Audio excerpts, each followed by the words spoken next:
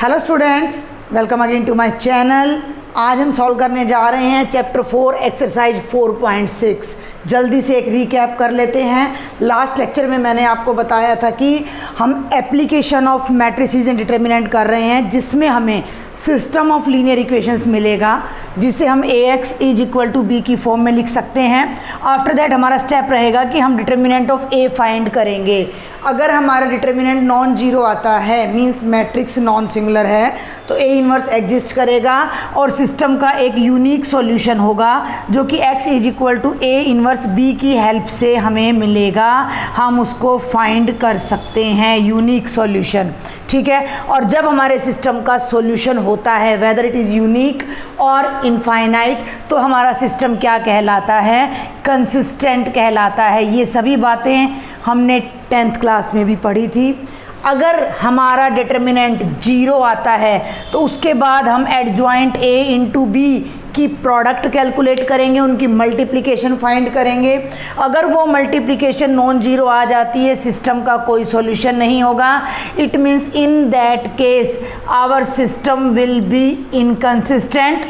और अगर हमारी प्रोडक्ट 0 आ जाती है तो there may be infinite solutions and in that case system will be called consistent। ये सब हमने लास्ट लेक्चर में कर लिया था, जल्दी से मैंने आपको रिवाइज करा दिया है ताकि आप भूले ना।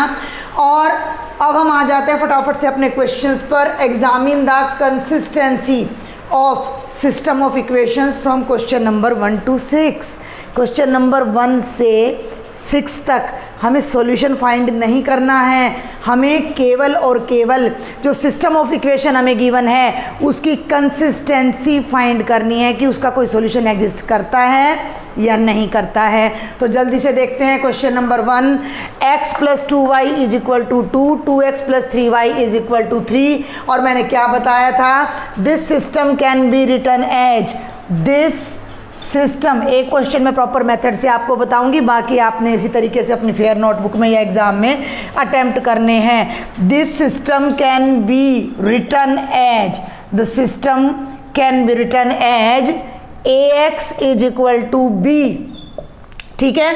वेयर जिन बच्चों को ये समझ नहीं आ रहा है वो पहले, इससे पहले वाला इंट्रोडक्टरी लेक्चर देखेंगे जिसमें मैंने सारे एग्जाम्पल्स भी सॉल्व कराए हैं। उसका लिंक आपको डिस्क्रिप्शन बॉक्स में मिल जाएगा, आई बटन पे मिल जाएगा, ठीक है। तो वेयर A कितना है बेटा जी?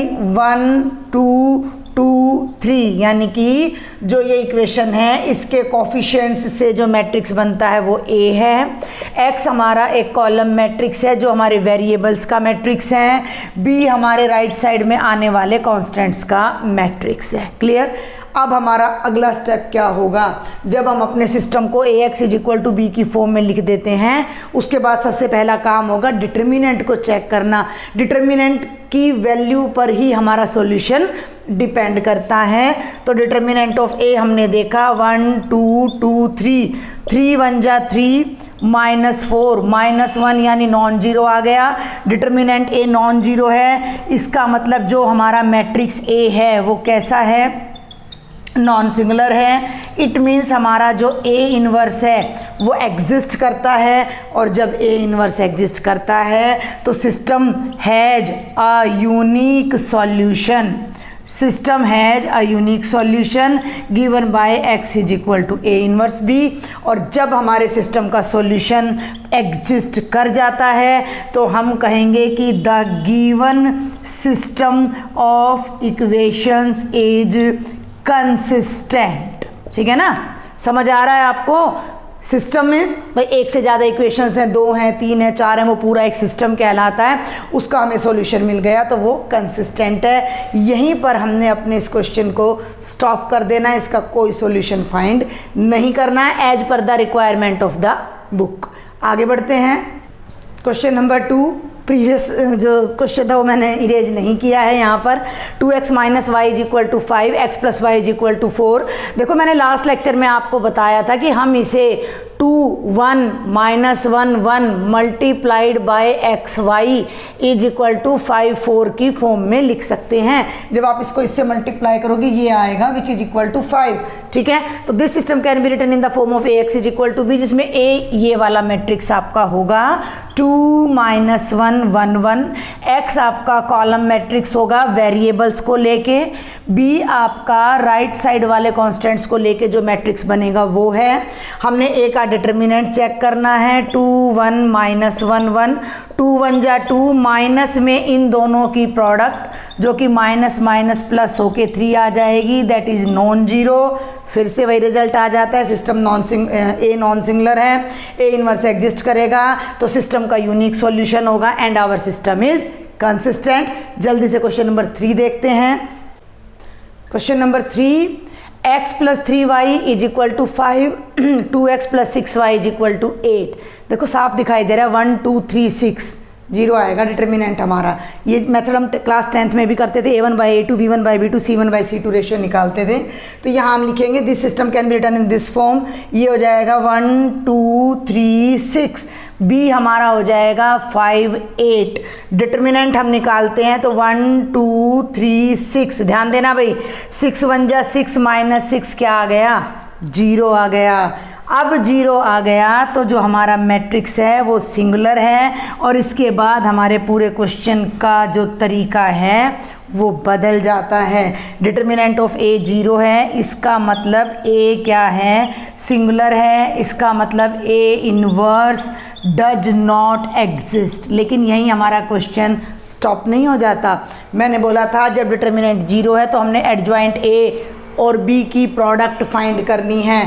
तो अब हम क्या फाइंड करने जा रहे हैं, एडजॉइंट ए। अगर आपने एडजॉइंट ए वाला मेरा लेक्चर देखा तो मैंने आपको बताया था कि 2/2 के लिए हम एडजॉइंट डायरेक्ट निकाल लेते हैं। तो यहाँ भी हम डायरेक्ट निकालेंगे, कैसे, देखिए ज़रा ध्यान से, इन दोनों को इंटरचेंज करेंगे 6 1 और इन दोनों का हम साइन चेंज करेंगे -3 -2। Got it. प्रिंसिपल डायगनल्स को इंटरचेंज कर देते हैं, सेकंड डायगनल के साइन चेंज करने से हमारा एडजॉइंट ए आ जाता है।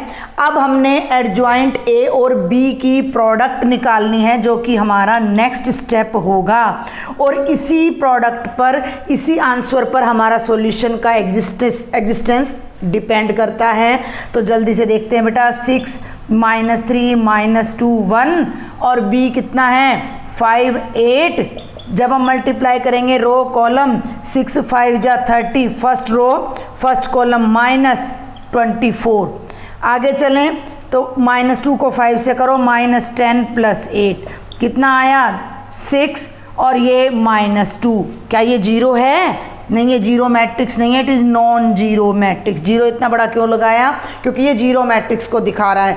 और जब एडजॉइंट ए और बी की प्रोडक्ट नॉन जीरो है तो सिस्टम का कोई सॉल्यूशन नहीं है and the system is inconsistent. आप इस बात को यहाँ लिख लेना कि system has no solution, system has no solution and hence inconsistent, hence system is inconsistent. Got it. कोई भी डाउट है मुझे कमेंट बॉक्स में लिखो, मेरे व्हाट्सएप ग्रुप को ज्वाइन कर सकते हो आप, उसमें भी अपने डाउट शेयर कर सकते हो।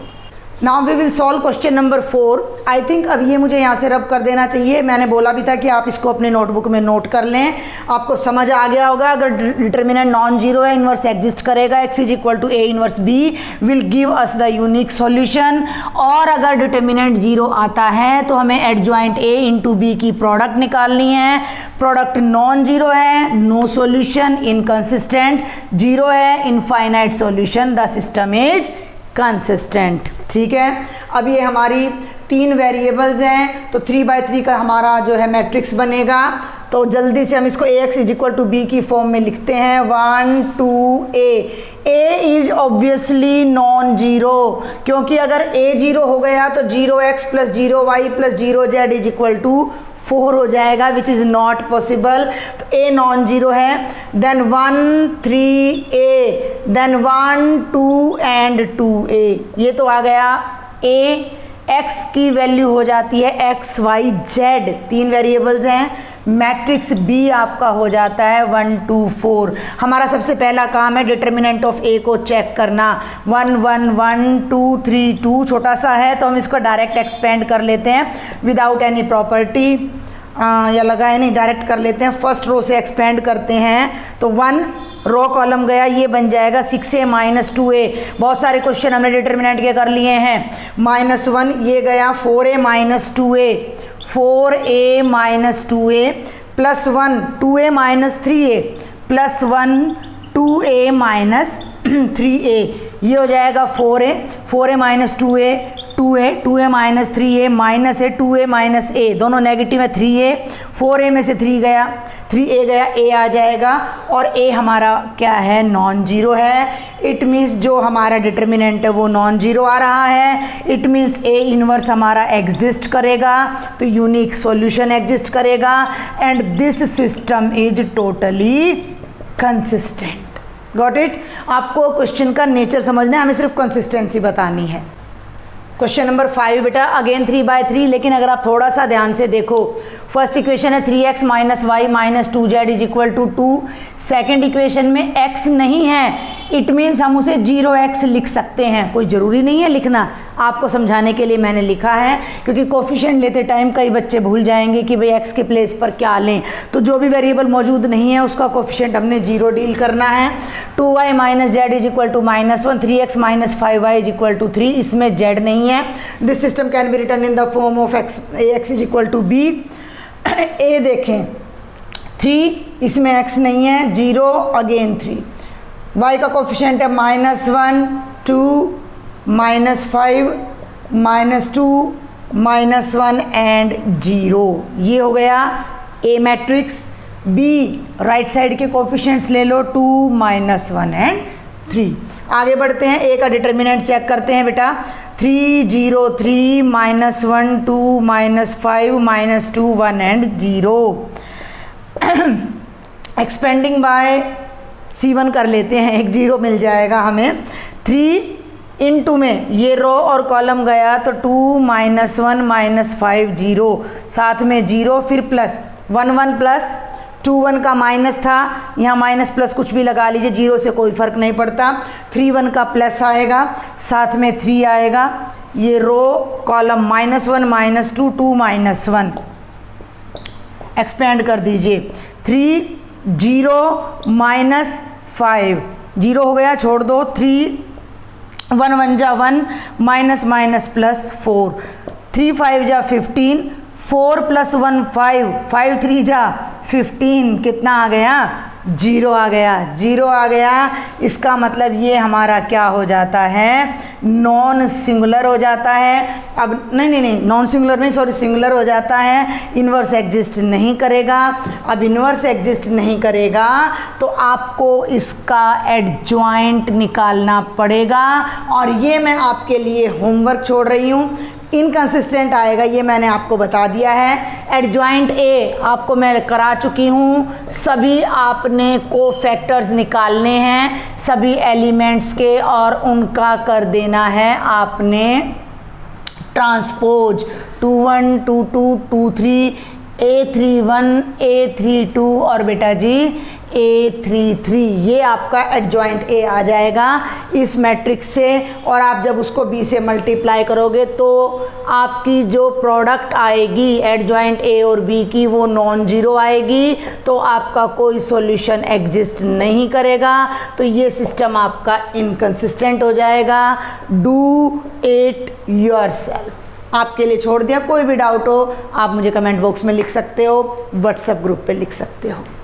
And this is the 6th question and the last question to check the consistency. इसके बाद हमें सॉल्यूशंस फाइंड करने हैं आगे वाले क्वेश्चंस में। 5x minus y plus 4z is equal to 5, 2x plus 3y plus 5z is equal to 2, 5x minus 2y plus 6z is equal to -1। A क्या बनेगा, फोकस करो, 5 2 5 -1 3 -2 और बेटा जी 4 5 6, ये x हो गया। वैसे हमें b की ज़रूरत है नहीं, but I am writing here. अब हमने a का डिटर्मिनेंट चेक करना है। 5 2 5 -1 3 -2 4 5 6, फर्स्ट रो से एक्सपेंड कर देते हैं। 5 डायरेक्ट कर रही हूँ, फर्स्ट रो फर्स्ट कॉलम गया, 6 3 जा 18 minus plus 10, clear. Second element के लिए माइनस आता है, लेकिन एक माइनस ऑलरेडी है तो +1 हो जाएगा ये कॉलम, और ये रो गया तो 6 2 जा 12 -25 चेक कर लीजिएगा, कोई गलती हो तो उसको ठीक कर लीजिएगा। और लास्ट में यहाँ आ जाते हैं 4, ये रो और ये कॉलम गया -4 -15। ठीक है भाई, देखिए ज़रा 18 + 10 28, 5 × 28 डायरेक्ट कर दें, 5 8 जा 40, 140 आ जाएगा, प्लस 12 -25 -13 -+-13 -19 और 19 4 जा होता है 76, तो ये आ जाएगा माइनस का 76।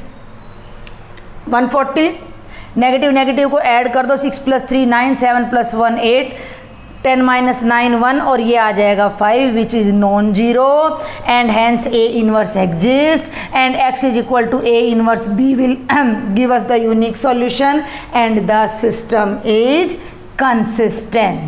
Consistent sorry. तो ये हमारे 6 क्वेश्चन थे जिनमें हमें केवल और केवल कंसिस्टेंसी चेक करनी थी। आगे के जो हमारे क्वेश्चंस हैं उनमें सब में हमने सॉल्व करना है और सॉल्यूशन फाइंड करना है। तो कुछ क्वेश्चंस और देखते हैं अभी हम। क्वेश्चन नंबर 7 ऑनवर्ड्स हमें सॉल्यूशन भी फाइंड करना है। Solve system of linear equations using matrix method, और यह है question number 7। 5x + 2y = 4, 7x + 3y = 5। Examples में भी मैं प्रॉपर मेथड करा चुकी हूँ, अभी मैंने फर्स्ट 6 क्वेश्चंस में भी कराया है। अब हम लिखेंगे the system can be written in the form of Ax = B, जिसमें आपका A क्या होगा 5 7 2 3, x क्या हो जाएगा x y और b हो जाएगा 4 5। फिर हम बेटा निकालेंगे A का डिटर्मिनेंट 5 7 2 3, 5 3 जा 15 -14 1 जो कि नॉन जीरो आ रहा है, मैट्रिक्स नॉन सिंगुलर है, A इनवर्स एग्जिस्ट करेगा, जिसके लिए अब हमें निकालना पड़ेगा एडजॉइंट A। और 2/2 का एडजॉइंट बहुत ईजी है, प्रिंसिपल डायगोनल के एलिमेंट्स को इंटरचेंज करेंगे, नॉन प्रिंसिपल डायगोनल के एलिमेंट्स का साइन चेंज। ये A का डिटर्मिनेंट एडजॉइंट A, तो आपका जो A इनवर्स होता है वो क्या होता है adjoint A divided by determinant A। Determinant A तो 1 है, डिवाइड करने से भी कोई फ़र्क नहीं पड़ेगा, फिर भी हम लिख देते हैं 1/1 और साथ में ये वाला मैट्रिक्स -7 5 1/1 1 1 को कहीं भी मल्टीप्लाई डिवाइड करो सेम नंबर वापस आ जाता है हमारे पास। तो ये हमारा A इनवर्स आ गया। The solution is given by, ये जो बातें मैं बोल रही हूँ you have to write while solving the question in your fair notebook and in your exam. X = A inverse B, तो A इनवर्स हो गया बेटा जी 3 -7 -2 5 मल्टीप्लाइड बाय 4 5। ठीक है, ध्यान से देखना, अभी मैं यहाँ सॉल्व कर रही हूँ। पहले फर्स्ट रो फर्स्ट कॉलम 3 4 जा 12 -10, 7 4 जा 28 माइनस का और +25, 12 में से 10 माइनस करोगे 2 आएगा और ये -3। थोड़ा ध्यान देना, लेफ्ट में x है, राइट में ये वाला मैट्रिक्स है, पूरा सॉल्व करना है, यहीं नहीं छोड़ देना है। x भी एक मैट्रिक्स है जो कि कॉलम मैट्रिक्स है वेरिएबल्स को लेके, तो ये हो जाएगा xy = 2 - 3 due to equality of matrices. x की वैल्यू 2 आ जाएगी, y की value -3 and this is the answer. और मैंने आपको बताया था कि हम अपने आंसर को क्रॉस चेक कर सकते हैं bye substituting the value in this equation. Rough में करना, यहाँ पर मैं रखती हूँ 5, x के प्लेस पर रखती हूँ 2y, तो y के प्लेस पर रखती हूँ -3, 10 - 2 3 जा 6 आ गया ना 4, राइट साइड में हमारा 4 है, it means our answer is correct. Question number 8 will also give us a 2/2 order matrix. 2x - y = -2, 3x + 4y = 3, Ax = B की फॉर्म में हम राइट कर सकते हैं। 2 3 -1 4 आ जाएगा, B आ जाएगा -2 3। ठीक है, अब हम यहाँ पर ले लेते हैं A का डिटर्मिनेंट, जो कि मैंने ऑलरेडी चेक कर लिया था कि नॉन जीरो आएगा।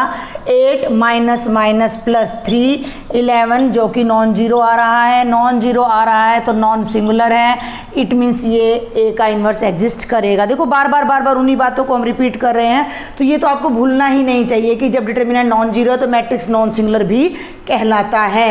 एडजॉइंट A मैं फिर बता दूँ, प्रिंसिपल डायगोनल्स को इंटरचेंज और इनके साइन चेंज कर देंगे।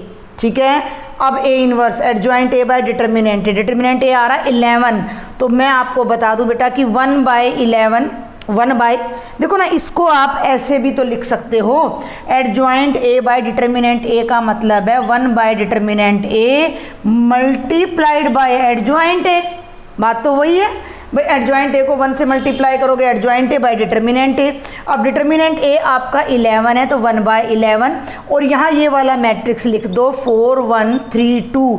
इसे अंदर मत ले जाना क्योंकि फिर ये फ्रैक्शन में आ जाएगा, और फ्रैक्शन के साथ मल्टीप्लिकेशन में कई स्टूडेंट्स को प्रॉब्लम होती है, इसे एज इट इज़ रखो। आ गया ए इनवर्स। अब निकालो x की वैल्यू जो कि है A inverse B. A inverse जब भी आप राइट करोगे तो ये पूरी की पूरे एक्सप्रेशन को आप उठाओगे 1/11 4 3 1 2, और साथ में b लोगे तो b आपका हो जाएगा -2 3 1/11। फर्स्ट रो फर्स्ट कॉलम ध्यान दें, 4 2 जा 8 -8 +3। सेकेंड रो फर्स्ट कॉलम 3 2 जा 6 +6। एम आई राइट? -6, यस हाँ ठीक है। ये चलते हैं आगे, तो ये हो जाएगा 1/11 -5 और 0, तो ये हो गया -5/11 और 0। इधर x है, इधर ये है। मैंने आपको बोला था x = -5/11 और 0। x का मतलब होगा xy, तो -5/11 और 0, तो x हो जाएगा -5/11 और y आपका हो जाएगा 0। हम क्रॉस चेक ज़रूर करते हैं। मुझे कुछ गड़बड़ लग रही है यहाँ पर, there is something wrong. 2 - 1 3 4 and -2 3। Okay, 4 2 जा 8 +3 11 आ गया। इन दोनों को चेंज कर दिया। हाँ भाई, हो गई ना गलती। ये देखिए, यहाँ साइन चेंज करना था, -3 आना था, यहाँ भी -3 आएगा, यहाँ भी -3 आएगा, और जब हम मल्टीप्लाई करेंगे तो 3 2 जा 6 प्लस का हो जाएगा, और ये आपका 12 बन जाएगा यहाँ पर। तो जो आपका आंसर आएगा वो 12/11 आने वाला है। ठीक है, कैसे पता लगा? क्योंकि मैं यहाँ चेक कर रही हूँ तो वो आंसर सही नहीं आ रहा था। अब हम एक बार वेरीफाई करते हैं। 2 के ब्रैकेट में x की वैल्यू है -5/11 और ये वैल्यू है 12/11। ठीक है, 5 2 जा 10/11 -12/11, 11 LCM आ गया 22/11 -2, और राइट साइड में -2 है ही ऑलरेडी। हमारी वेरिफिकेशन से ये बात क्लियर हो गई कि हमारा आंसर बिल्कुल ठीक है। तो आगे बढ़ते हैं। Question number 9, 4x - 3y = 3, 3x - 5y = 7। ये हो गया 4 3 -3 -5। बहुत ही आसान से क्वेश्चन है, इसलिए मैं इनके आपको केवल हिंट्स दे रही हूँ। 4 3 -3 -5, जब इनकी मल्टीप्लिकेशन करेंगे -20, एक माइनस पहले से आएगा और एक यहाँ है तो +9 -11 जो कि नॉन जीरो आ गया, तो ए इनवर्स एग्जिस्ट करेगा। लिख लेना। एडजॉइंट जब लोगे तो इन्हें इंटरचेंज करोगे, -5 4 3, इनके साइन चेंज हो रहे हैं -3। ठीक है, चलें आगे। अब ये हो जाएगा 1/-11 और बेटा जी -5 -3 3 और 4, ये आ गया ए इनवर्स। सॉल्यूशन हो जाएगा x = A inverse B 1/-11 -5 -3 3 4, B की वैल्यू आपकी आ रही है 3 7। -1/11 को बाहर रखा, मल्टीप्लाई करो, 5 3 जा 15 -15 + 7 3 जा 21, और ये हो जाएगा बेटा -9 + 7 4 जा 28। ये हो गया ना -20 + 9। ठीक है, ठीक चल रहा है। आगे बढ़ते हैं। -1/11 ये आ जाएगा 6 और ये आ जाएगा 19। क्लियर है? तो जब हम यहाँ ऊपर जाएंगे तो ये वैल्यू हो जाएगी -6/11 और -19/11, जो कि किसके इक्वल हो जाएगी, x और y के। ठीक है, तो हम जब सेपरेट करेंगे x की वैल्यू आ रही है -6/11, y की आ रही है -19/11। क्रॉस चेक जरूर करते हैं, मे बी के कोई मिस्टेक हो गई हो।